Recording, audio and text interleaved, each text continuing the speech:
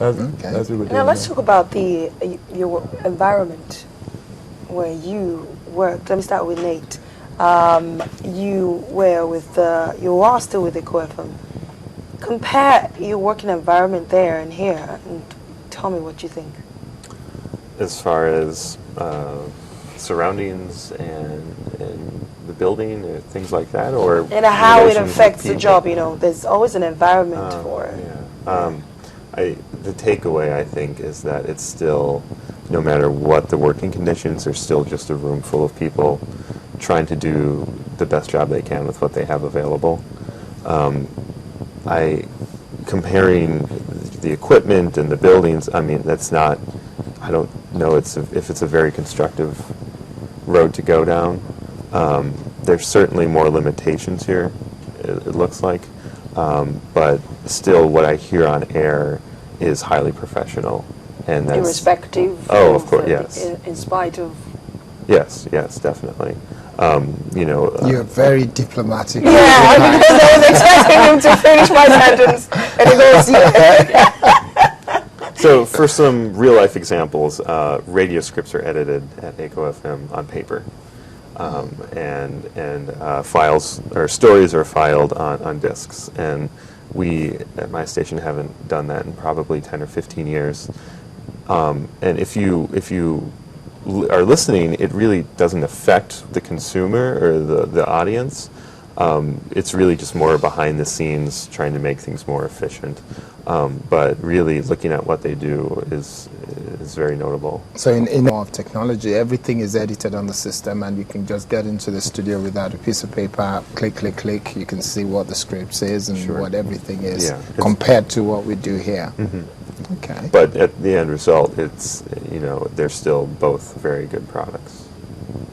Okay. All right. As we wrap up then, what's your impression of Nigeria? Because you'll be going back on Sunday, right? Yeah. Okay. What's your impression of Nigeria? It's a lovely country. I've been so impressed with all the different people we've met. The program did a good job of letting us see different aspects of Nigeria. We met with some of the old guerrilla journalists, as they were called, from back in the day, and we talked to different corruption fighters, and just met an amazing array of people who just very impressed with the country. And contrary to what I heard before I came over, I felt safe all the time. Back in the U.S., there's a perception that this is a dangerous place to go, and I never felt threatened once, and I'll tell people back home that it's a spectacular country. Nigeria is not as bad as people will think. That's right. That's correct. Is that your opinion too, Connor? That it's not as bad as people think? Is it your thought? Do you think, what's your thought? Let me just ask you directly. About Nigeria? About Nigeria.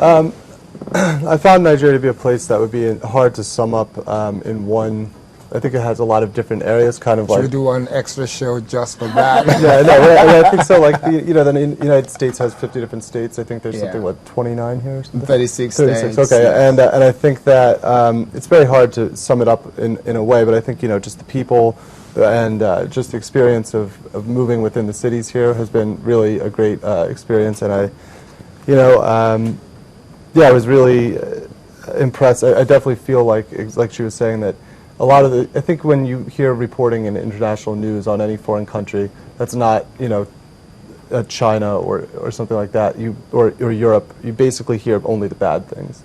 And so now whenever I'm looking at any country moving forward, I think that I'm going to have a more open mind to see, okay, of course there's bad things that happen in any country, but what's the real underlying thing? And I think here that's the people and the culture and it's like any other country. It's a great place with. So when you get back to the States, will you be saying that Nigeria is not as bad as people make it sound? Because the impression, more often than not, when I travel outside of Nigeria, the impression is, a lot of people are dying every day. It's a really horrible situation. Don't go to Nigeria. It's a really dangerous place to go. I got all that stuff before I came here, and I did enough research to establish that it probably wasn't as bad as people were saying, but I really wasn't sure what to expect. Even after being in Abuja, we weren't really sure what to expect in Lagos. Because you hear about Lagos being the most dangerous city in Africa or in the world, and you know, I just really think that a lot of that is just blown way out of proportion. A lot of it's not understanding what you don't know. People probably don't visit here that much, especially, you know, in the past. Now I'm sure it's easier to visit here now than it could have been in the past, and I think that there's just a lack of understanding, and hopefully these type of programs can help facilitate, you know, cultural Give exchange. exposure. Yeah. What's your experience, Nathaniel? I think I agree with the overarching thoughts here. I would add that I'd be lost without the local Nigerians that we have helping us out. Oh, that is amazing. Yeah, and just helping me, you know, walk down the right street at the right time of day to find what I'm looking for, and you know, talking with people for me when their English is limited and they're speaking Yoruba or something like that. So I can see how it would be a little more difficult for a Westerner or a United States citizen to come here on their own. But I think if you have a connection here, or if you're able to make friends quickly, there's so much here. There's such richness. Let me quickly come in. Talking about Yoruba, have you picked up any language, any local Oga. word? What? Oga. Okay. You're our Oga right now. Oh, really? How We have many? the Oga. Have you picked Oh, up what any did we local? learn? Was it Bawini? I already had one. No, you Yeah. gotta give me one each. You got one, which is the Oga. I'm okay. You got the Oga. Okay, and you? You know, and that's the boss, right? Yeah. Right. Okay. And you still You haven't don't- picked anything? What was it we heard? Bawini? Is that? what is it? Bawani. Bawani. Bawini. Yeah. Yeah. And that's, you have that how are one. you? How are you? Yeah. Okay. Ah, So not you bad. did pick up a few words then. Oh, see? O'Shea. O'Shea. Thank you. Okay, In Yoruba. that's good. That's good. So, in just one sentence, what would be your final word if you were to say that you're leaving Lagos, you're leaving Nigeria today? What would be your parting message? Something you say, oh yeah. I would say if you really want to know what I think, I have a story in The Nation coming out on that topic. When's your column? You've I got a don't know when column it's coming running. out. It might be next weekend because it's pretty long. So it's All right. extensive with photos taken by my photographer. So it's worth I'll be checking looking out. out for Nation then. What's next weekend. I'm sorry? I'll be looking forward to Oh. that. And I'll look Great. forward to that. Are you going to put in a blog or something as well, or just I'm assuming it'll go online. I'm not quite will sure. go I'll online? let you guys Okay. know. What about you, Nathaniel? I think it's a country that you need to visit if you have the opportunity. And my biggest takeaway is that it's a nation of stark inequality. There are very rich and there are very poor. And I think that is the root cause of a lot of the issues that we're seeing here.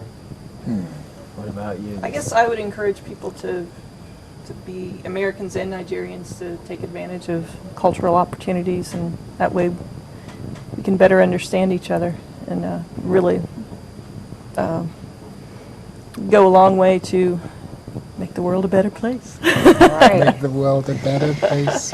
Okay. Okay, so over to you to All wrap right, it up. making the Yes. world a better place sounds like a great idea. Thank you so much, Lisa O'Donnell, reporter at Winston-Salem Journal. She's currently at The Guardian. How long are you still around?